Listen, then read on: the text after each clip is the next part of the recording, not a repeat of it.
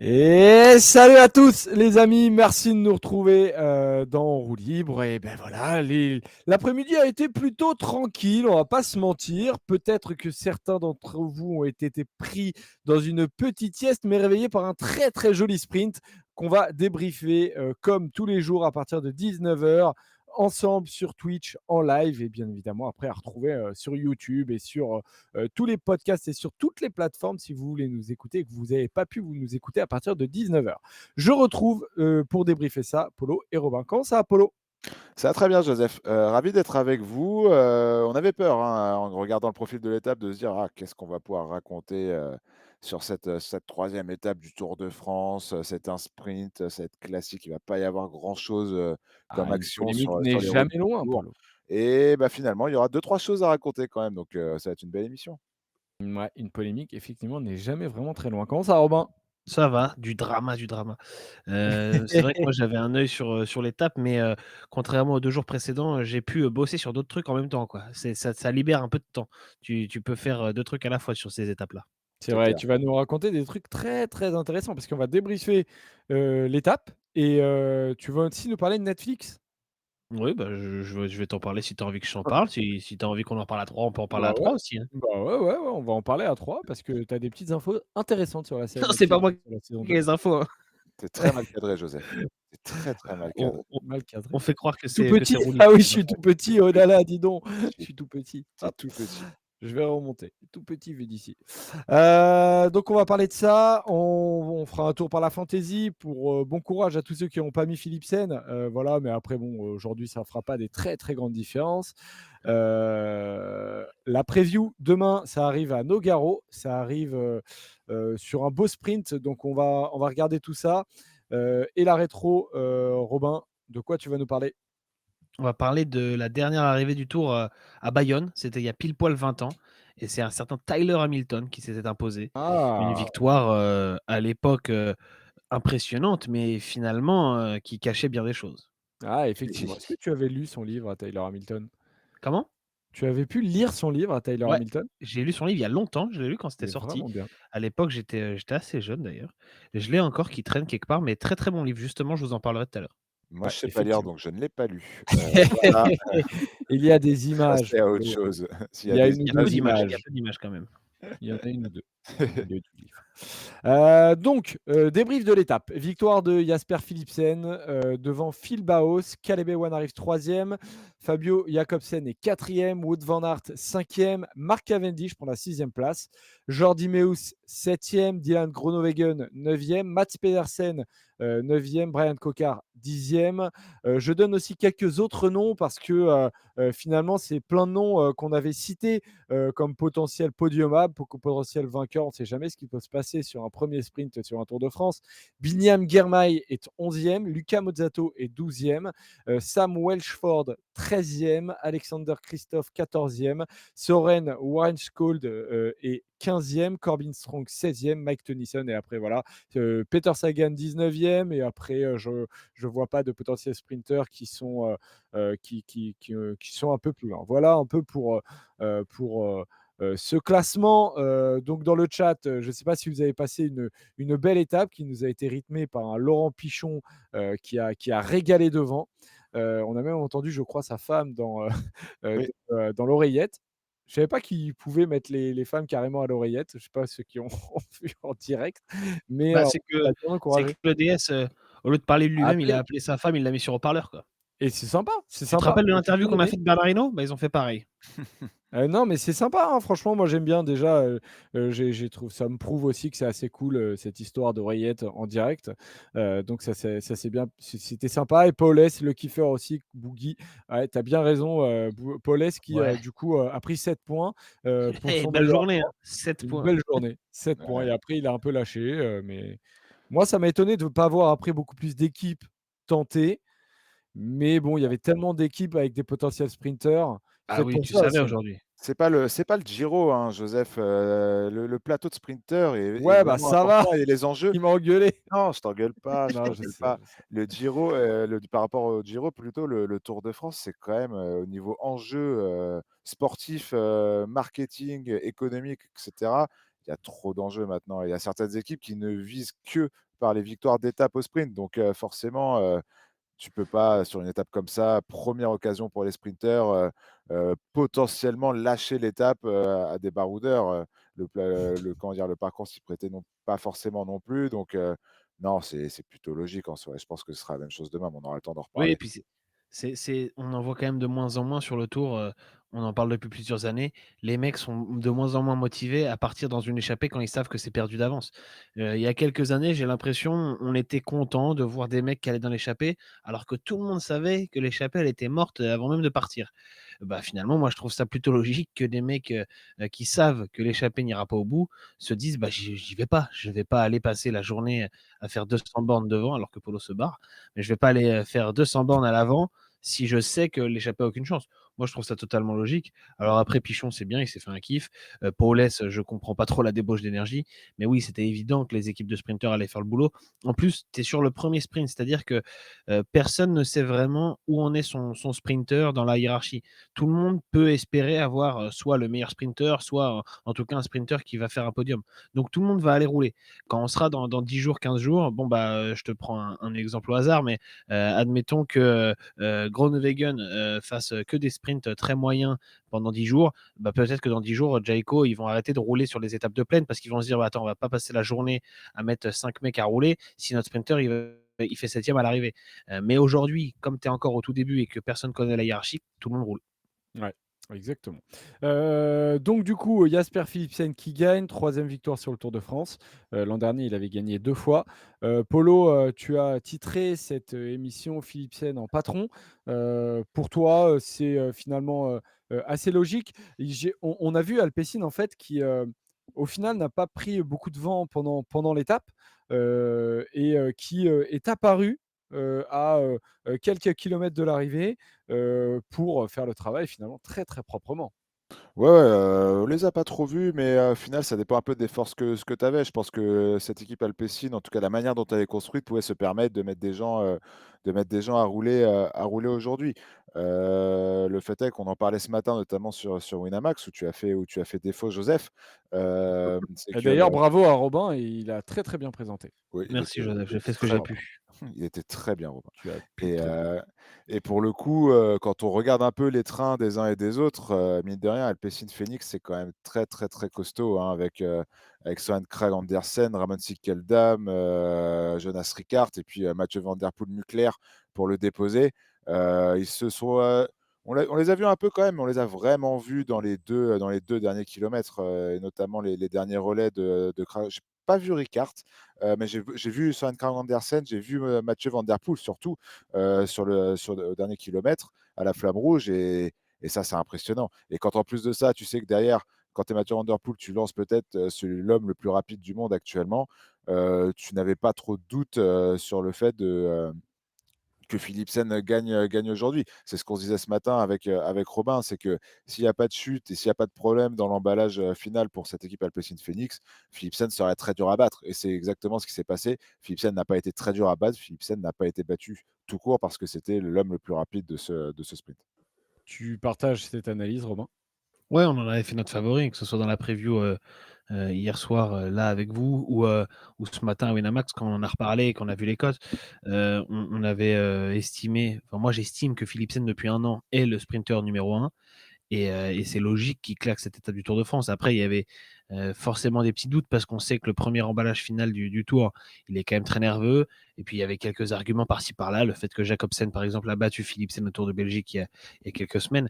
Mais, oui, pour moi, c'est assez naturel que Philipsen gagne et je trouve qu'Alpecin l'a très bien géré. Je rejoins Polo. Ils ont pris la tête du peloton seulement dans le dernier kilomètre avec 3 coureurs. Donc, je crois que c'était, Sinkeldam d'abord, ensuite Van der Poel, ensuite, Philipsen. Ils ont Sauf j'ai fait, vu que Ricard a bossé avant, Van Der Poel. J'étais pas sûr que ce soit lui, c'est pour ça que je me suis pas avancé. Donc on va faire confiance à Toff, hein, qui connaît très bien le vélo et qui a dû bien observer la situation. ah oui, donc c'était Ricard en fait qui s'est pointé au kilomètre, puis Van der Poel, puis, Mmh. Philipsen. Heu, Honnêtement, j'ai trouvé qu'ils avaient parfaitement géré. Il y a certaines équipes qui, pour moi, étaient devant beaucoup trop tôt et peut-être que c'est l'excitation de justement du premier sprint du Tour, de te dire: «Ah, faut pas se louper, on va remonter, il faut remonter», sauf que ça sert à rien d'être devant à 3 Mmh. kilomètres, tu Il y prends du avait vent pour rien. énormément de monde à 10 kilomètres de l'arrivée, hein. J'ai un peu fait un screen à 10 kilomètres de l'arrivée. En plus, il y avait les équipes, de leaders de classement généraux, de classement général et c'est vrai qu'il y avait beaucoup, beaucoup de monde. La route était large donc finalement ça a pas trop, bon ça frottait un peu mais pas au-delà de ce qu'on a déjà vu potentiellement. Mais il y avait, qui était déjà très présent, devant, il y avait la Soudal, il y avait la Lotto, il y avait Intermarché, Bahreïn aussi était présent, Astana, Jayco, la Bora, et Uno X. Et après, à 7 kilomètres de l'arrivée, on a vu Arkea et Israël arriver. Et effectivement, vraiment, la dernière équipe qui est arrivée devant, c'est Alpecin. Donc, comme quoi, ça servait peut-être à rien d'arriver trop tôt. Après, il faut être en capacité aussi peut-être d'arriver aussi tard. Mais la Soudal a fait un très très gros boulot. Moi, les gars, la question que j'ai envie de poser de suite, c'est on a eu beaucoup de temps entre l'arrivée et la validation de la victoire de Philipsen. Donc je balance un sondage dans le chat. Philipsen devait-il être déclassé? Finalement, il n'a pas été déclassé, donc victoire validée. Robin, est-ce que selon toi, Philipsen a commis une faute et aurait dû être déclassé? Non, pour moi, non, pour moi, c'est OK son sprint. Il y a certes, comme dans beaucoup de sprints, il a pas tenu sa ligne, dès le moment où Van der Poel l'a lâché. Je veux dire, Van der Poel ne le lâche pas contre les barrières. Il finit contre les barrières, donc on pourrait dire, qu'il a quand même dévié. Mais en fait, ça arrive dans tous les sprints et en plus, il y a un virage, en fait. Il y a une courbe qui fait que les barrières viennent, empiéter sur la route. Enfin, je veux dire, même s'il va tout droit, je suis pas sûr qu'il y ait la place pour Van Aert, en fait. Et finalement, c'est ni de la faute de Philipsen, ni de la faute de Van Aert. Van Aert le voit sans doute pas concentré dans son sprint. Il voit pas que les barrières vont le gêner. Donc, bah, c'est juste pas de chance pour Van Aert. Je sais pas si Van Aert avait les jambes pour aller taper Philipsen. Il y avait peut-être match. J'aurais bien aimé voir, pour être honnête. Mais j'en vois certains dans le chat qui disent que Van Aert a eu peur et a mis un coup de frein. Je pense en effet que c'est ça. Van Aert, il n'a pas voulu aller frotter jusqu'à la démesure parce que peut-être qu'il pouvait y aller, mettre un petit coup d'épaule, que Philipsen s'écarte et essayer de passer. Mais le troisième jour, tu n'as pas envie de te mettre par terre et je pense que c'est pas très très grave de la part de Van Aert. En revanche, il n'y avait pas matière pour moi à déclasser Philipsen. Même si c'est pas le sprint peut-être où il a le plus gardé sa ligne dans sa carrière, ça méritait pas un déclassement. Polo. Tu veux mon avis, du coup? Bah, évidemment. Non, parce que je voulais reprendre la parole, mais je ne savais pas si tu voulais relancer sur Ah quelque oui, non, non, vas-y, vas-y. Non, moi, je suis complètement d'accord avec Robin pour la simple et bonne raison que j'avais mis, de l'argent sur Jasper Philipsen ce matin et que c'était hors de question Proche de ses sous, Picsou, va! c'était hors de question que Philipsen soit déclassé. Non, plus sérieusement et si vous avez regardé les RP, après l'étape du jour, vous avez vu, notamment l'explication de Jackie Durand qui est une explication très limpide et très claire, que je partage, complètement. Je pense que s'il y a des fautifs, c'est peut-être, l'organisation et cette pose de barrière pas très limpide. Comme l'a dit Robin, il suit en fait une espèce de il suit les gros tirets blancs, j'appelle ça les tirets blancs, les grosses marques blanches au sol et tu vois qu'en fait, à part peut-être de 10-15 centimètres, il ne bouge pas de sa ligne du tout, Philipsen. Le problème, c'est que ça se resserre un peu de l'autre côté, on est un peu en virage et Wout van Aert, à un moment, il s'est posé la question, il s'est dit: «Là, je peux passer peut-être, mais c'est très, très risqué. Peut-être qu'un Cavendish de la grande époque, un Groenewegen, il serait allé. Van Aert a pensé à sa famille, à son enfant qui va bientôt naître. Je ne sais pas, mais il s'est dit: «Ouh là là, j'y vais pas». Il était très, très proche des spectateurs et mon point de vue aussi, c'est qu'à un moment, je pense qu'il n'avait pas le jus, la giclette pour passer Philipsen et que du coup, ça aurait pu, peut-être, plus mal finir que ça l'a été pour lui. Donc, écoute, plus de peur que de mal pour lui. Pas mort d'homme. Woodward se relève derrière, il ne fait même pas podium. Donc, pas besoin aussi de porter réclamation côté Jumbo. Voilà, j'ai envie de te dire, normal. La Ouais. décision était, logique. Effectivement, alors c'est toujours aussi compliqué, de trouver désormais des lignes droites, dans ces villes-là et notamment à Bayonne. En l'occurrence, il y avait un petit virage à droite dont on avait parlé d'ailleurs dans la preview. On avait dit que ça aurait, son importance et c'est vrai que sprinter droit dans un virage, bah, c'est relativement compliqué, d'où, peut-être aussi, l'attention particulière accordée par les commissaires à ces vidéos-là et Surtout finalement, ils ont pris cette décision-là. dans un sprint, le mec qui voit la ligne, il va au plus court à la ligne, il va pas pour faire plaisir aux autres, faire une courbe pour les laisser passer, quoi. Ouais. Non, non, mais clairement. Après, Philipsen a été, lâché, un peu plus tôt que je ne l'imaginais par, Van der Poel. Ça ne l'a pas vraiment gêné, mais à la fin, il a réussi quand même à finir le boulot. Allez savoir sur une ligne droite si Van Aert serait passé, je ne sais pas, mais, il avait une belle pointe de vitesse. Je ne sais pas ce que vous en avez pensé, mais, il y aurait pu avoir match. Ouais, moi je pense aussi. J'ai pour ça je te dis, j'étais curieux, j'aurais bien aimé voir. Je suis pas certain que Van Aert se serait fait manger. La logique veut que c'était pour Philipsen, mais j'aurais aimé voir justement sans ce petit incident et on verra peut-être demain, c'est ça qu'il faut se dire. Mais, moi j'ai estimé depuis le début que Van Aert faisait, peut-être partie, allez, était peut-être le 3e sprinter en vitesse pure, sur Tour de France et que sa place elle était soit 3e, soit 4e. Et bah, il était pas loin de me donner raison en allant chercher un podium. Finalement, c'est pas pour aujourd'hui, mais voilà, il a montré qu'il était pas ridicule et que même, dans un sprint complètement, allez, quasiment complètement plat, mais en tout cas où il y a tous les meilleurs sprinters, purs sprinters, bah, il a aussi, sa carte à jouer et que si quelqu'un peut battre Philipsen, c'est peut-être lui. C'est peut-être lui, effectivement. Van Aert ne va pas gagner d'étape, nous dit, Nathan. C'est Je peut-être un peu vite dit. c'est Après, c'est osé, vrai que pour le moment, c'est osé. Après, attention, hein, des étapes où il peut gagner, bon alors tu me diras, il peut gagner partout. Mon mon argumentaire tombe à l'eau, hein, parce que s'il va gagner au Puy-de-Dôme parce que les favoris auront laissé l'échappée, devant, comme il avait pu faire au Chalet Reynard, il y a quelques, non c'était pas Chalet Reynard, C'est au Ventoux. au Ventoux. C'était au Ventoux, mais ça arrive pas au Ventoux, je crois, je sais plus exactement, bon les gars nous le diront dans le chat. Wout van Aert peut gagner partout, donc c'est quand même un gros risque, Évidemment, bien sûr. d'annoncer qu'il gagnera aucune étape, et j'ai l'impression, comme dit Robin, je pense pas qu'il aurait gagné aujourd'hui, mais par contre, il m'a montré à moi, j'en étais pas spécialement convaincu, qu'il était capable de gagner sur ce Tour de France, un sprint massif. Il Un était très sprinter. bien placé dans la roue de Philipsen, il a bien giclé derrière lui, je pense que ça se serait joué à pas grand chose entre les 2, s'il avait eu la place de passer. Et du coup, c'est pour ça que, dans le petit visuel que vous voyez, j'ai mis demain la revanche de Van Aert pour interrogation, à Nogaro, ça sera très intéressant. Effectivement. Et on regardera, tout à l'heure, mais Polo, je t'ai envoyé une photo de la ligne droite dont nous a parlé Renaud, notre CM du coup et ça, c'est une très belle ligne droite. C'est l'étape 19. C'est hallucinant, c'est simple, l'étape se termine par, une ligne droite de 8 kilomètres. Donc là, pour le coup, ça va être lancé à plus de 75 kilomètres/h à mon avis, et ça va l'être sur 8 kilomètres. Donc il faudra être très, très solide pour tenir. Mais là, ce sera très intéressant. Vous voulez une ligne droite et vous aurez une très très grande ligne droite. On verra qui sera présent à la 19e étape, bien évidemment. Mais voilà que j'attends ça avec impatience. Donc, victoire de Jasper Philipsen. Derrière, il y a un podium qui finalement est assez inattendu. C'est des noms qu'on avait cités, mais qu'on n'attendait pas aussi haut. C'est Phil Baos et Caleb Ewan, les gars. Peut-être commencer par l'un ou par l'autre. Je ne sais pas par qui vous voulez commencer, Polo et Robin, mais voilà deux coureurs qui vont chercher une belle place. Évidemment, on veut toujours gagner quand on est sprinter, mais c'est quand même bien joué. Ouais, moi je voulais parler de Caleb Ewan qui fait une saison, mauvaise, heu, Mauvaise. pour pas dire très mauvaise, Polo. Mais je crois que tu aimes bien Caleb Ewan, mais Bah, pas plus que toi, j'ai l'impression, Robin, hein. J'ai non, mais pas moi je l'aime bien pour le spécialement coup. d'atome crochu avec lui.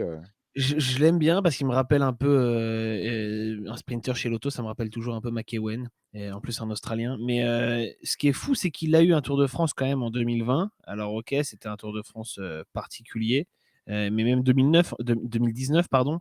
2019-2020, il est, peut-être le meilleur sprinter sur le Tour de France en fait, sur ces 2 années-là. En termes de pur sprinter, Alors, il y a Sagan qui va gagner le maillot vert en 2019, mais je pense honnêtement que sur ces 2 années-là, la régularité et les victoires, elles sont pour Caleb Ewan. Mais par contre, depuis 2020, eh ben, il nous fait des Tours de France où il gagne pas déjà et des saisons, en général très moyennes. Cette année, il a 2 victoires. Une victoire sur la Schwalbe Classic, qui est une course, nationale en Australie, donc c'est pas pour dire que ça compte pas, mais c'est pas une très, très grosse course, même s'il gagne Mmh. devant Meeus, Groves et Bowes justement, qui sont quand même pas des peintres. Et il gagne, Aurélien, pas des peintres? comment? Aurélien, pas des Non, peintres? non, Pas mal, hein, pas mal, j'aime bien là. Elle est pas mal, non? Et ouais. non, j'en Et ai sa fait des deuxième pires. victoire de la saison, c'est le Grand Prix, hem, Marcel Kint, qui s'appelle désormais le Van Markstein Fences Classic, où il Ah, gagne devant Merlier. Mais honnêtement, 2 victoires dans la saison pour, Caleb Ewan, qui est quand même un mec qui a gagné 60 courses dans sa carrière et des victoires, donc pas en World Tour, tu vois? Il fait le Tour de Belgique, il gagne pas d'étape. Il fait le Tour de Hongrie, il gagne pas d'étape. Il fait l'UAE Tour, il gagne pas d'étape. Heu, Et en plus, sincèrement, il n'est pas parfaitement placé, pas parfaitement emmené. En préparation du sprint, je le trouve très bien entouré, mais après sur le dernier kilomètre, il se débrouille un tout petit peu tout seul. Il choisit, la mauvaise trajectoire par la droite.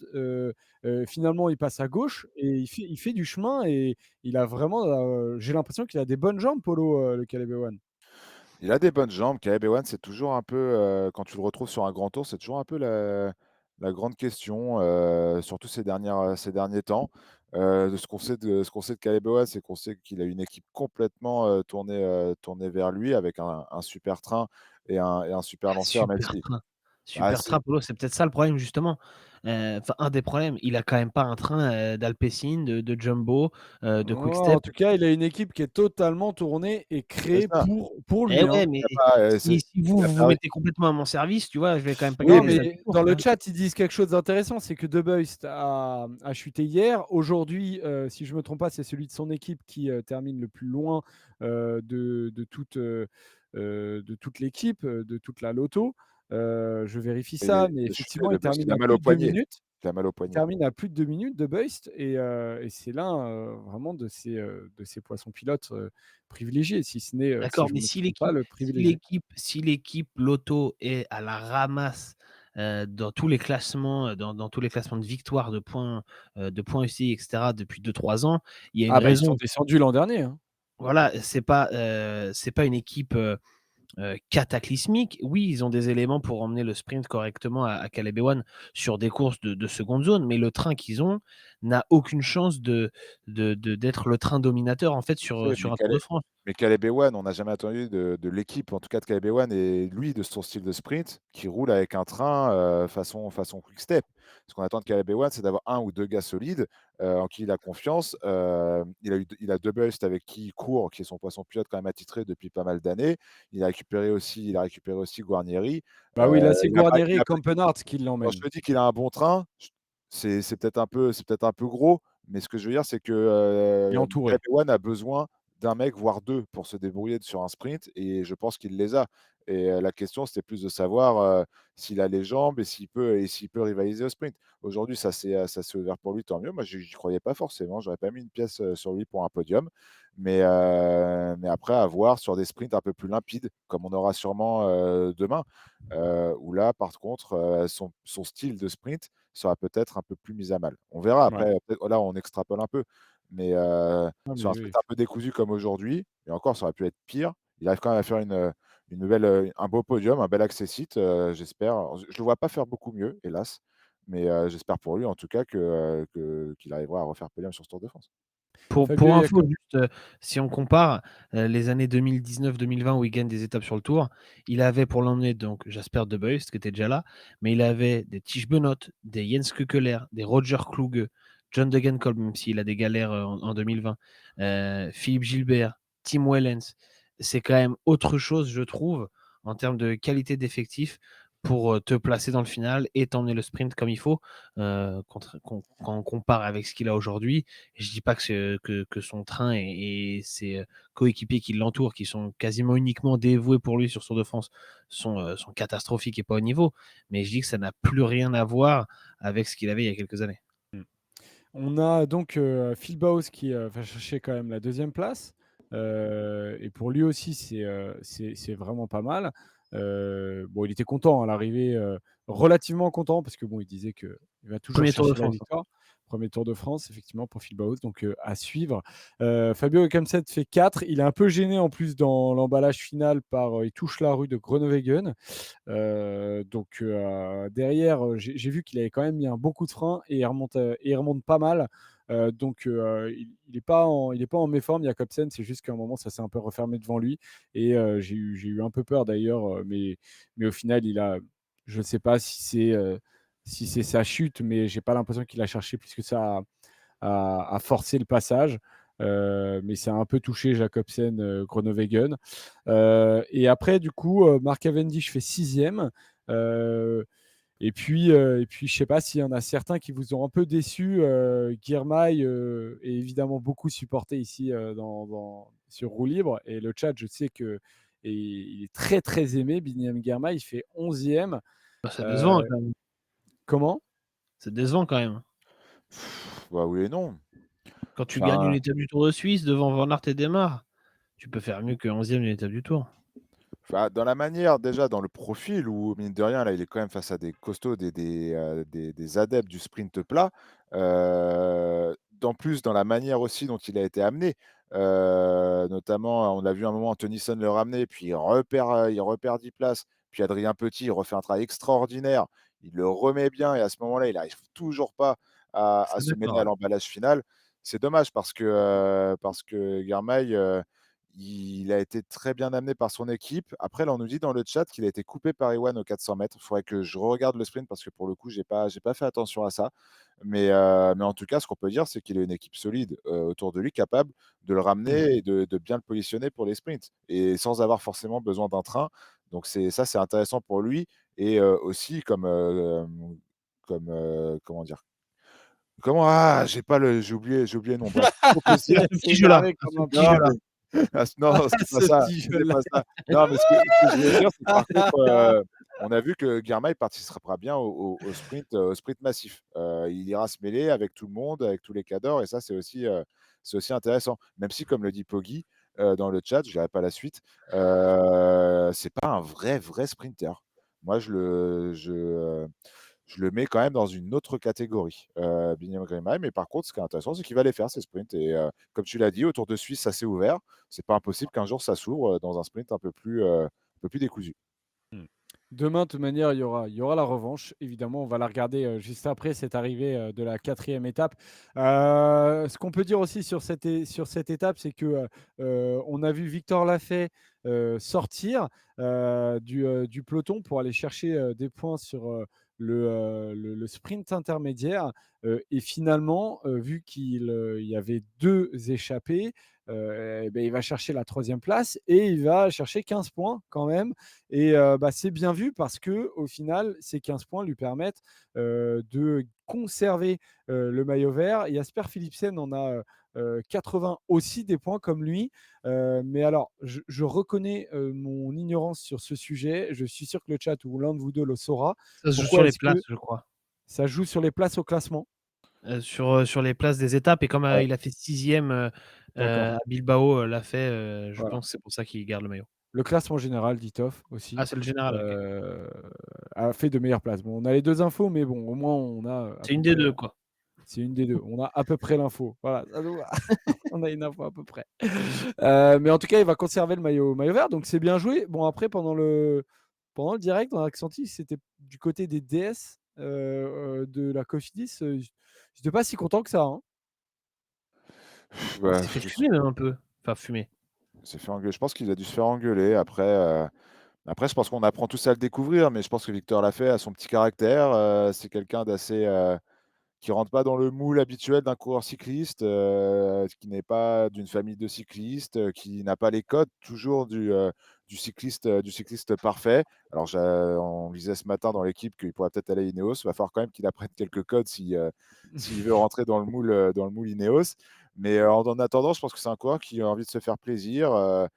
qui a envie de le défendre, ce maillot, mine de rien. Demain, à partir de demain, il l'aura plus. Je pense que c'était important pour lui Ah, de le ça se trouve, il porter va une faire le journée de sprint. plus. C'est pas quelque chose qu'il faut galvauder, je trouve, Ouais, il se fait un un petit maillot kiff, un quoi. maillot à pois, tu vois, de le porter une journée de plus, ça fait en plus des primes, ça fait de la visibilité pour l'équipe, tu montes sur le podium. Heu, il faut pas bouder ces trucs-là, ça peut ne plus jamais t'arriver Mmh. ces choses-là, tu vois? Et ça Tu fait un raison, peu Polo. écho à l'étape de Laurent Pichon, aujourd'hui. Je pense qu'il faut pas, non plus en tant que suiveur, minimiser toutes ces petits trucs-là dans la vie d'un coureur, cycliste, c'est des choses vraiment importantes. Donc moi j'aime bien ce comportement, le tour est encore long, mais vu les jambes qu'il a, je suis pas sûr qu'il soit embêté par, une petite accélération en milieu d'étape, pour Et puis, il assurer s'est son pas point fait de trop mal non maillot vert, donc plus, ça roulait voilà, c'est ça, tranquillement et tout. exactement. Ouais, Et en plus, surtout ça lui donne raison à la fin, quoi. bah, oui, Je pense qu'il se fera finalement pas vraiment engueuler comme il aurait pu l'être, s'il l'avait perdu, ouais. s'il l'avait perdu. Mais c Heu, Polo a raison, c'est on n'aurait pas reproché à un mec qui fait ça pour le maillot à pois. Bon, là, Paolès, on peut lui reprocher parce que ça fait beaucoup d'efforts juste pour 7 points. Mais un mec qui n'a aucune chance de garder le maillot à pois jusqu'à la fin du tour, prenons par exemple Kort Nielsen l'année dernière, qui faisait des efforts, pour aller chercher un point par-ci par-là pour garder le maillot à pois un jour de plus, bah, tout le monde trouvait ça fantastique. Donc, de la même manière que Benoît Cosnefroy en 2020 allait chercher les points de la montagne quand il pouvait sur des étapes pas non plus de haute montagne, alors qu'on savait plus ou moins que Cosnefroy allait pas garder ce maillot jusqu'à la fin. Ça faisait kiffer tout le monde de voir Cosnefroy porter le maillot à pois un jour de plus. Finalement, pour le maillot vert, il y a pas de raison que ce soit différent. Lafay se fait un kiff, il réussit par un coup un peu intelligent, et qu'on voit pas souvent, il réussit à prendre des points et à garder le maillot vert un jour de plus, devant Philipsen et le reste des sprinteurs, je trouve ça cool, moi. Moi je trouve ça ouais, tu ouais, je vois, trouve moi, ça la question que intelligent je me aussi. posais en plus, c'était, quel était aussi potentiellement le rôle de Lafay pour le sprint de Coquard? Est-ce que justement la direction sportive de Cofidis lui reprochait un peu parce qu'il devait avoir un rôle pour Coquard dans le sprint? Et bien apparemment Thomas Niok, dans le chat dit que, Lafay a dit que Coquard lui a dit d'y aller. En tout cas, Ouais, je je l'ai ressens vu l'interview, ouais. ouais, c'est ça qui est le plus important au final, parce que comme ça, bah, quand il rentre dans le bus, Coquard qui est passé à côté, bah, au final qui a un peu lâché, la roue de Zinglé à un moment, bah, ne peut pas lui reprocher parce qu'il lui a donné l'autorisation. En tout cas, j'ai ressenti effectivement, je m'aligne avec vous, j'ai ressenti une certaine fraîcheur chez Victor Lafay. Moi, j'ai bien aimé le voir, comme ça à l'antenne, causer avec le motard. Il y a un côté très, Julien Alaphilippe, quand on, l'a découvert en fait, qui change un peu et qui nous fait du bien. Donc voilà, Victor Lafay qui conserve un beau maillot vert. Il l'a fait Félicitations. Joseph, il l'a Il fait. l'a fait, Il a Polo. sauvé son maillot vert, bravo. Ouais, bravo, bravo. Et Tadej Pogacar qui a sauvé son maillot blanc. Voilà, vous savez tout. Sur la Fantasy Discord, ça change pas trop. Monsieur Pietro, tu avais mis Philipsen, donc tu restes premier. Le deuxième a mis aussi Philipsen, donc ça reste deuxième. Et j'avais mis Philipsen, donc je reste troisième aussi de mon côté. Vous aviez mis tous les 2 Philipsen, donc vous conservez vos places Je les pense gars que et beaucoup de pour une monde a mis question, Philipsen. de conserver vos honneurs, je ne donnerai pas vos places pour le moment, en espérant qu'elles évoluent, dans le bon sens. On donnera pas la Heu, tienne au J2 Joseph du coup, hein. bah, et 3 comme à la Fantasy Discord, il y a un problème? Voilà, le Le problème, c'est problème qu'on le Joseph, c'est prend. qu'on est 3 sur le J2, mais on en parlera demain matin. Et en plus, tu seras pas là pour te Je défendre, donc ce sera je très vise intéressant. les 3e places. Merci à toi, enfin, de nous filer le classement tous les soirs, c'est très cool. Et j'en profite, hein, mais je pense que pour les 3 premiers, il y aura peut-être moyen de gagner des petits trucs. On a peut-être des petits lots à faire gagner. Si vous êtes sage, il faut en voir un peu ce qu'on trouve, mais il y aura des petits trucs peut-être à gagner pour les 3 premiers. Donc n'hésitez pas à être assidus quand vous jouez, à la Attends, fantaisie. Joseph, tu plus troisième de la fantaisie, là? Non, mais c'est une question de classement. J'ai le même nombre de points. Hier, j'étais 3e, j'ai mis Philipsen, il y a aucune raison que je perde des places. Bah si, tu es 6e à 11 points, Bah comme le oui, mais 5e en effet. il y a pas de raison, ça doit être une question d'ordre alphabétique ou un truc comme ça. Non, parce qu'il Je a sais le pas, 3e, il a 6 points. mais il y a aucune raison que j'ai perdu des places par rapport à hier. Comment j'ai Je pu suis perdre des d'accord places? avec J'ai mis toi. Philipsen. Je suis d'accord avec toi. Je Il y pense a qu'il y avait un quelqu'un problème qui a mis d'alphabétisme hier. le 0,5e. Non, mais en fait, à mon avis, hier, tu étais pas vraiment 3e, c'est pour ça. J'étais 3e là, hier, sûr et certain. Je suis pas je suis pas sûr. Ah bah si, je suis sûr. Bah, je suis d'accord avec toi, Joseph, hein. Si tu es 6e aujourd'hui, et tu devais sûrement être 6e hier, vu que tu as mis le vainqueur aujourd'hui. Qu'est-ce qui s'est passé, Toff? On veut des réponses, Toff ou On veut des Ced, réponses. il est en train de regarder parce que là, sinon Joseph, il va pas être content sur la fin de Il l'émission. va pas finir l'émission, Je ouais. t'envoie le virement sur le PayPal, Toff. Tu choisis bien la réponse, hein. Euh, Preview, les amis, de la Ah, je sais prochaine ce qu'il y a eu, étape. pardon, excuse-moi Joseph, et Fablu le dit bien, il y a eu des corrections de bugs avec des gens qui avaient mis Pogacar et ça n'avait pas été compté, je crois, la veille. Au Donc, voleur. Exactement. il y a des gens qui ont dû repasser devant toi, Joseph, hier. Mais Et pas cette pour T'as direction jamais de été course cette 3e en année, fait, Joseph. elle est voilà. sévère, elle est sévère, mais c'est très bien. C'est vrai que j'avais vu passer ça et Bon, ça bah, peut je suis expliquer ceci peut sixième. expliquer cela. Je- Toff a dit c'est l'informatique qui décide. Sixième aujourd'hui. Qui a terminé 6e du sixième général, aujourd'hui de t'es. l'étape? Qui a terminé sixième de l'étape aujourd'hui? Ah, Polo attends, je vais Romain? te le retrouver. Arrête de mettre la Quiz, pression. Cavendish. quiz, Cavendish. Bravo, Ouais, félicitations. j'ai pas eu le temps de tricher, dommage. Je viens de le voir. Je viens de le voir. Bon, preview de la 4e étape, les rouleurs. On arrive à Nogaro. Et on arrive Claude du coup Nogaro? Claude Nogaro, exactement. Ah, je suis en forme aujourd'hui. Ah, t'es en grande forme, mais j'aime beaucoup ça. Parce que celle-là, tu me les laisses très rarement passer. Donc, quand c'est toi qui les fais, j'aime bien. Ça me donne des cartouches pour les prochaines. Bon, ça devrait être un sprint. Il y a la côte de Demu qui est à 27 km de l'arrivée. Elle n'est pas très dure, hein. C'est 2 km à 3%. C'est du 4e catégorie. Donc, bon, ça ne devrait pas changer grand-chose. Et donc, on passe par les Landes, on démarre par les Landes, on passe par le Gers et on termine dans le Gers. Donc, bonjour à tous les rouleurs qui sont dans le coin. N'hésitez pas à nous envoyer des photos dans le Discord, bien évidemment. Je vous rappelle que sur le canal Tour de France, dans le Discord, on commente un peu l'étape en live, donc c'est plutôt sympa. Bon, revanche d'aujourd'hui, les gars, on est d'accord? Ouais, oui, je pense que oui quand même, mais par contre, tu vois, je crois plus à de potentiels baroudeurs sur cette étape, notamment avec ces derniers boards, même si mine de rien, les 10 derniers boards sont assez plats. Ça monte, ça descend, c'est pas trop simple, Ouais, il y a des trucs non il y a répertoriés, peut-être un petit effectivement. truc à faire pour les baroudeurs, mais bon, j'y crois quand même pas trop, ça sent quand même, le sprint à plein nez, hein. Robin. Ouais, je suis assez d'accord avec Paul, aujourd'hui, il y a beaucoup de déçus finalement, parce qu'à part Philipsen, ils sont tous, un peu sur les dents, les sprinters, à commencer par Van Aert, mais c'est pas le seul. Tous ceux qui ont été un peu bloqués, tous ceux qui ont pas pu sprinter comme ils voulaient, tous ceux qui ont pas été emmenés, idéalement par leur équipe, demain vont vouloir prendre leur revanche.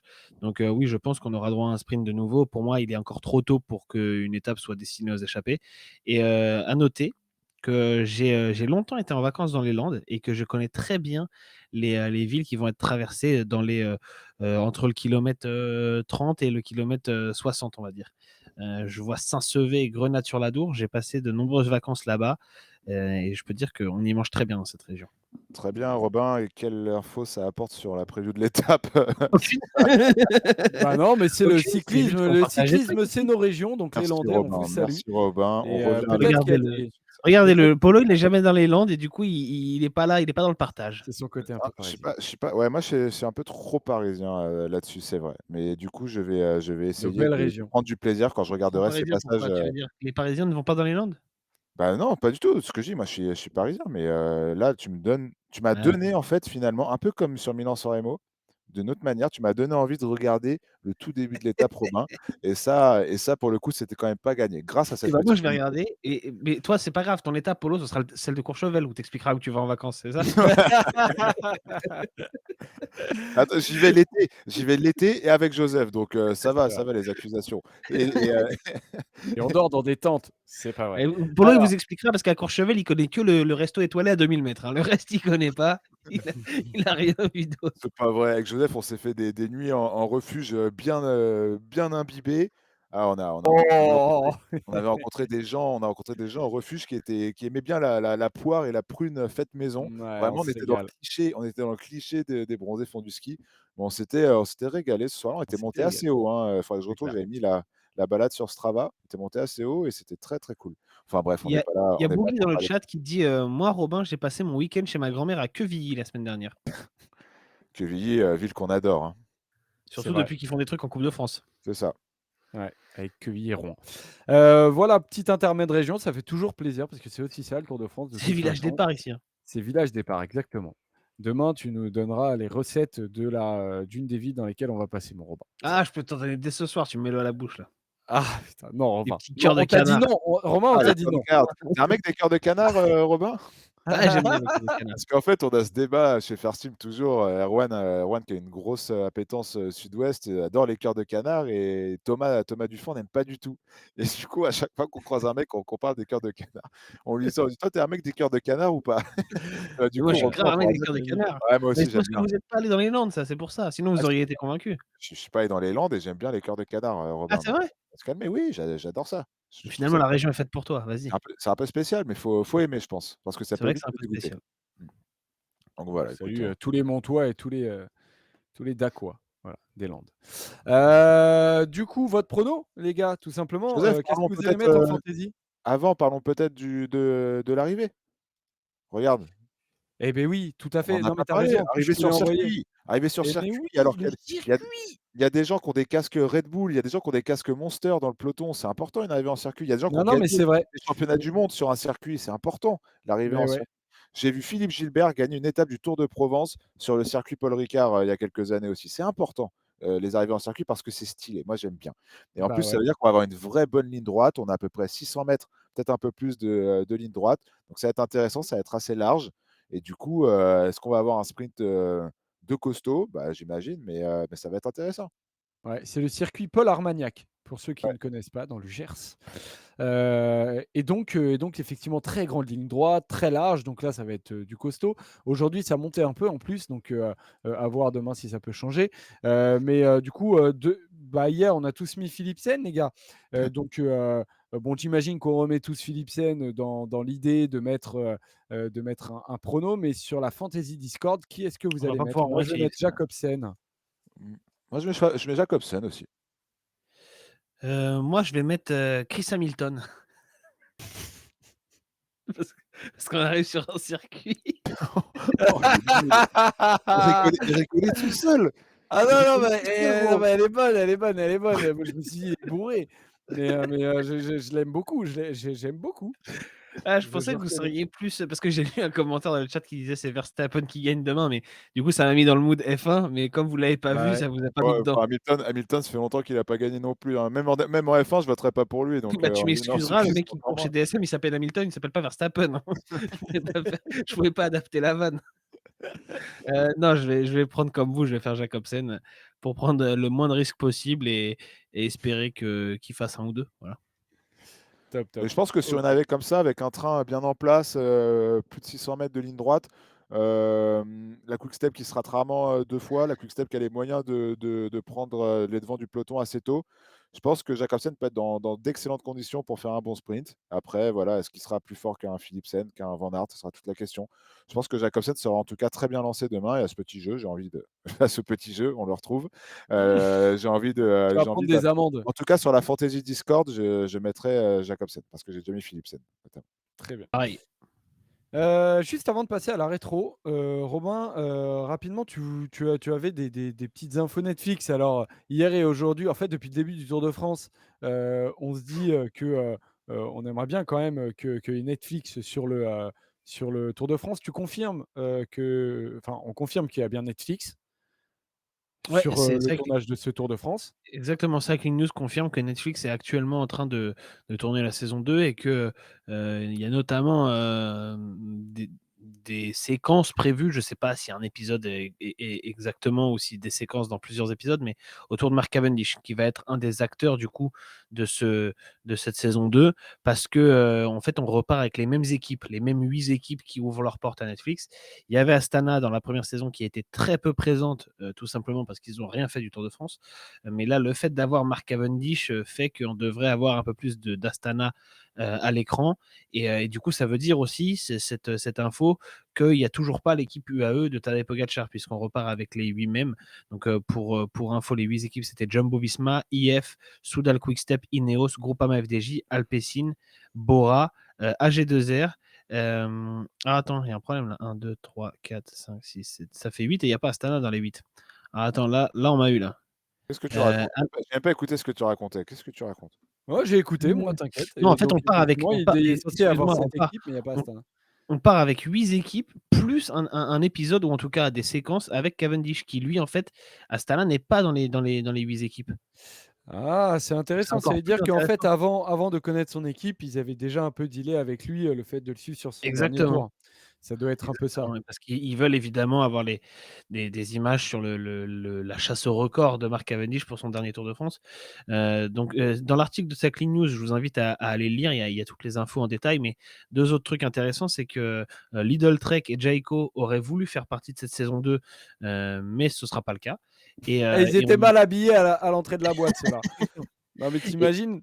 Ils Ou se alors sont ils ont fait oublié leur carte d'identité, Joseph, ça peut arriver aussi. ah ouais, ça m'est déjà arrivé malheureusement au polo. Plusieurs fois. Ah ça va, ça t'a pas En empêché France de comme rentrer dans ailleurs. la boîte toi, hein? En Ça t'a France pas empêché de rentrer dans la boîte, hein? en France comme ailleurs, Joseph. Ouais, ouais, ouais. Ouais, ouais, ouais, Hein, aux hein? États-Unis Tu notamment. tu m'as pas attendu, hein? Aux États-Unis, non, on t'a pas attendu puisque après on est parti ailleurs à cause de toi. Enfin bref, c'est pas la question, excusez-moi. Je suis pas Et concentré. dernière chose, c'est, on a appris, combien touchent les équipes pour faire cette série et en fait, les 8 équipes se partagent, 500 000 €, donc ça fait un peu plus de 60 000 € chacun. Le beau pactole. Et beh, c'est très intéressant. Alors, en tout cas, d'avoir toutes ces petites infos. Orsatelli nous dit: «Cavendish aura un doc Netflix dédié par une autre boîte de prod». Très, très intéressant aussi, Ça va être cool, hein. de regarder ça. Très, très Ouais. cool. Bon, Mark Cavendish qui a fait donc, on le rappelle 6e aujourd'hui et qui a été, bien aidé notamment par un gros travail de Luis León Sanchez. Ouais. On passe à la rétro, du coup, Robin et aujourd'hui tu vas donc nous parler décidément, d'un autre Hamilton. Tu vas nous parler de Oh Tyler. ça, c'est vrai ça! Me dis pas que tu as choisi Tyler Hamilton parce que ceci, Non, cela. OK, j'ai bon pas ça me choisi pour rassure.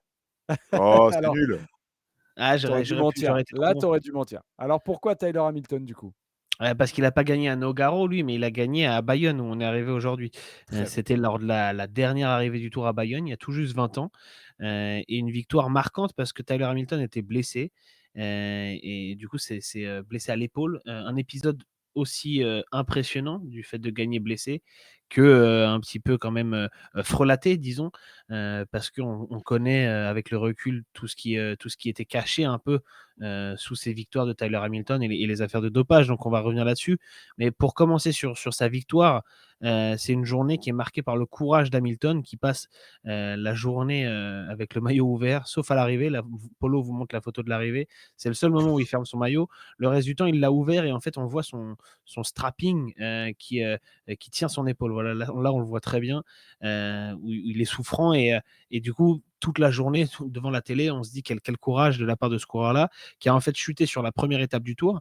Donc il arrive avec CSC, dans un rôle de leader pour, être l'un de ceux qui espèrent faire tomber, Lance Armstrong et l'empêcher de gagner un 5e tour consécutif. Il chute dès la première étape, dans une chute qui envoie d'ailleurs aussi Armstrong au sol, mais Armstrong repart sans problème. Leipheimer, lui, abandonne et donc Hamilton s'en sort avec, un trait de fracture en fait à la clavicule et décide de continuer. Donc petit à petit, plus les jours passent, plus on s'intéresse un peu à son cas parce que on se demande comment il fait pour courir blessé. Surtout qu'il court pas de manière anonyme, il court en jouant le général et en étant très bien placé dans le top 10. Donc ça impressionne encore plus et on en fait des caisses un peu sur le courage de ce mec-là qui fait le Tour de France dans des conditions très compliquées. Jusqu'à cette fameuse journée, donc, entre Pau et Bayonne, où Hamilton part dans le col du Soudet, il reprend 7 coureurs qui étaient échappés, puis il part tout seul dans le col de Bagargui, il reste 60 km avant l'arrivée à ce moment-là, il prend jusqu'à 4 minutes 30 d'avance alors qu'il est tout seul, et certaines équipes se mettent à rouler pour protéger leur place au général, dont l'équipe Euskaltel qui avait Iban Mayo et Eymar Zubeldia devant Hamilton au général. Donc finalement, ce jour-là, il remonte un peu au général, mais seulement à la 6e place, sauf que quelques jours plus tard, c'est le chrono à Nantes, le fameux chrono avec la chute de Jan Ullrich. Hamilton, qui roule très bien, reprend encore des places et il va terminer ce Tour de France à la 4e place, son meilleur résultat en carrière sur le Tour de France, avec donc une épaule en sale état. Ouais et donc, logiquement, bah, on l'encense un peu à ce moment-là, médiatiquement parlant. Ouais, exactement, l'équipe titre, brave parmi les braves. Il y a rien d'autre à faire, on est dans la pire période du cyclisme en termes de dopage, mais on le sait pas ou alors si on le sait, on peut pas accuser sans preuve. Donc on est un petit peu obligé de continuer à relater les exploits d'Hamilton, comme ceux d'Armstrong finalement à la même époque, et l'arrivée, la vérité pardon, elle arrivera quelques années plus tard par Tyler Hamilton lui-même, dans son livre notamment qui s'appelle La course secrète et dont Polo vous parlait, en début d'émission et que je vous recommande fortement. Il raconte que durant le Tour 2003, il a pris plusieurs poches de sang pour se doper, qui s'injectait. Il était encadré à l'époque par le docteur Fuentes qui suivait son protocole. Un Et il copain. explique donc dans son livre, si vous voulez savoir comment le dopage peut influencer une course, regardez ces 10 secondes au pied de l'Alpe d'Huez en 2003. Donc il parle d'une autre étape. Quand Lance Armstrong et sa bande ont accéléré, je me suis instantanément retrouvé à 5 ou 10 mètres derrière. Sans la poche de sang, l'écart se serait creusé et je ne serais jamais revenu. Mais la poche de sang m'a procuré ces 5 battements de cœur, ces 20 watts supplémentaires. C'est grâce à ça que j'ai pu m'accrocher et revenir. Il explique vraiment très précisément dans son livre comment fonctionne le dopage et qu'en fait, tu dois réussir à dépasser le seuil de douleur auquel tu t'arrêtes habituellement pour te rendre compte que tu peux aller au-delà grâce aux produits dopants. Et donc, sur l'ensemble du Tour 2003, il s'injecte 3 poches de sang. Son échappée miraculeuse vers Bayonne, en fait, elle intervient juste après sa troisième injection. Et à l'époque, il devient fou avec ces poches de sang. Tout est calculé parce qu'elles ne peuvent pas se conserver plus d'un certain temps en dehors d'un frigo. Et parfois, Hamilton demande même à sa femme de surveiller le réfrigérateur pour qu'il n'y ait pas de coupure d'électricité. Parce que si jamais il y en avait une, ça Ouais, ça mettrait en tourne. l'air le sang qui est Bah, censé être c'est conservé au puis frais. s'il le sait pas, c'est hyper dangereux. Exactement. Bah, c'est Enfin, pour lui. notamment comme ça qu'un certain Ricardo Rico, s'était empoisonné en se transfusant du Exactement. sang qui était mal conservé et donc tout ça, c'est sur ces années-là, 2003-2004, interviendra ensuite son contrôle positif. Il va notamment rendre une médaille olympique qu'il avait décrochée en 2004 à Athènes et ensuite en 2011, au cours d'une interview, dans l'émission 60 minutes sur CBS, il avoue tout. Il avoue qu'il s'est dopé et surtout, il charge, Lance Armstrong. C'est le fameux reportage que vous avez peut-être vu où on le voit, dans un hôtel expliquer comment ça fonctionnait, comment ils faisaient à Une l'époque, belle charge, hein. bah, où il montrait, on cache les fenêtres, on cache les écrans, les télévisions, on cache les bouches, d'aération, de ventilation où il pourrait y avoir la moindre caméra et ensuite on enlève un cadre, on met un cintre à l'envers, on met la poche de sang sur le cintre, on s'allonge dans le lit, on se met l'aiguille et on reste là, le temps de la transfusion. Donc ça, c'est en 2011. En 2012, septembre 2012, il publie son livre, La course secrète, dont je vous ai parlé et qui est vraiment passionnant. Et quelques semaines plus tard, l'USADA, l'agence antidopage américaine, publie son rapport qui incrimine Lance Armstrong et dans lequel Tyler Hamilton fait partie des témoins qui expliquent justement comment ça se passait à l'époque et qui charge une nouvelle fois Lance Armstrong, parmi d'autres, hein, puisqu'il y a évidemment Landis, Georgine Capi, Van de Velde et beaucoup d'autres. Et donc voilà, l'histoire de Tyler Hamilton se termine comme ça. À noter qu'en fait, après cette période-là de 2003, encore un petit peu en 2004, il ne gagne plus de grandes courses. Et finalement, Bayonne, c'est presque son dernier grand fait d'armes avant de sombrer sportivement et de retrouver en fait une vie à peu près normale quand il va avouer et tout raconter. Mmh. Et oui, bien sûr, Poggy, il y a un côté un peu glauque, dans toutes ces histoires-là. Maintenant, Tyler Hamilton laisse une image qui est, partagée dans nos mémoires. C'est évidemment quelqu'un qui a triché comme les autres. Maintenant, c'est quelqu'un qui a fait un travail pour, nous permettre aussi d'accéder à une partie de la vérité, qui a poussé aussi, Lance Armstrong, à avouer. Donc, on en pense qu'on veut. C'est, un genre de lanceur d'alerte. Certains ont fauté, et permettent ensuite, à la justice de passer derrière. Maintenant, ça laisse une trace particulière dans l'histoire du vélo, mais voilà, c'est la trace, qui existe et Hamilton, au final, à titre personnel, m'apparaît comme quelqu'un qui a permis au vélo aussi de travailler sur lui-même. Mais voilà, je vous invite vraiment encore une fois à lire son livre dans le vélo si vous avez besoin de comprendre comment ça se passait et pourquoi. Il fait vraiment, un grand travail de vérité, et dans les moindres détails, et notamment en ce qui concerne, les différents docteurs et cetera, pour vraiment comprendre tous ces satellites qui existaient, comment ils bossaient avec les motos et cetera. C'était quelque chose d'absolument dingue et voilà, ça se lit très rapidement et il n'y a pas une ligne qui est achetée. Donc Ouais, heu honnêtement, donc c'est passionnant et tu peux regarder, il raconte notamment, les tours d'avant qu'il a fait, à Leclerc, en fait, et où il explique la différence énorme, entre courir dopé ou non dopé parce que ça reste aussi un mec qui ah a bien couru sûr! propre à certains moments et son expérience, elle est assez folle et il raconte des anecdotes dingues. En 2001, par exemple, il court le Tour de France, de manière propre et il termine à 2h30 Ouais. de Lance Armstrong, qui est le vainqueur, pour donner un exemple. Alors Mmh. qu'il fait partie cette année-là encore de la même équipe US Postal. Donc voilà, il raconte un peu tous ces trucs-là. Et franchement, moi, je me rappelle avoir lu le livre il y a plusieurs années, mais c'est vraiment passionnant.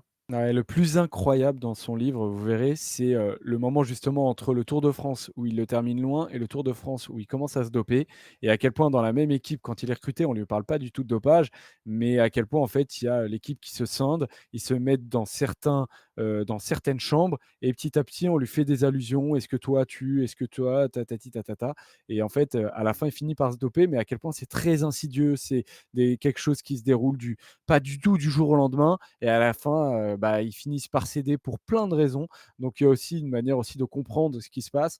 Et donc on vous le recommande avec tout ce qu'on dit. C'est vraiment, vraiment très intéressant. Merci Robin pour cette rétro. De rien, C'était moi je me cool. suis juste planté C'était sur cool. l'année, c'est pas 2001. 2001, je crois pas qu'il soit clair, notre ami Hamilton, mais c'est une autre année qui compare. Voilà, juste pour On va rectifier. relire le livre. Non, attends, j'ai revu des extraits tout à l'heure, en fait, donc j'ai été un peu vite. Mais en effet, en 2001, il est l'équipier presque numéro 1 de Lance Armstrong, donc je pense pas qu'en 2001, il soit propre. Mais il raconte d'autres années où il l'est. On termine par un qui suis-je? Allez, Ouais, Allez, c'est allez, allez, parti. c'est C'est parti. parti le chat, j'espère que vous êtes chaud. Alors, qui suis-je? Je suis un coureur européen. Je suis actuellement âgé de plus de 30 ans. Je suis sur une de mes dernières années dans le peloton actuel et je fais actuellement le Tour de France. Je suis dans le peloton depuis 2014. Quand j'ai commencé dans le peloton professionnel, je portais le maillot du team Argo Shimano. Et je partageais d'ailleurs ce maillot avec plusieurs Français, hein, c'est quelle Barguil, dame? non, Barguil, Damuso, Huguet, Hupon, Joregui et Sprick.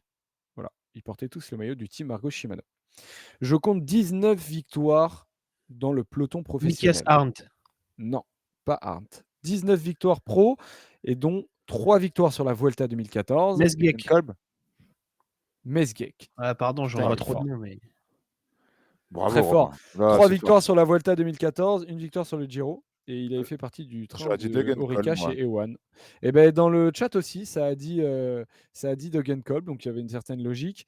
Mais je franchement, m'en veux, bravo, j'ai parce fait que quasiment tout Mesgetch, l'effectif d'Argos. tu as même battu le chat, je crois, qui est en décalé, mais qui serait sorti. Donc bravo Robin. Rien à dire. Très fort, Ouais, très fort. Merci. très fort. Bravo. Merci à Bravo tous Robin. d'avoir suivi ce live et donc victoire de Jasper Philipsen. Demain, donc rendez-vous à Nogaro et rendez-vous surtout à 19h pour le débrief de cette étape. Et pour ceux qui veulent des petits paris, des petits conseils de paris et notamment sur le podium, on se retrouve demain à partir de 10h. Donc il y aura Tamerlan qui sera avec nous et avec Robin et avec Polo. Voilà. Ciao Polo, ciao Robin. Salut, Salut bonne les soirée à gars, toi. à demain. Salut les rouleurs, gros bisous. Bisous.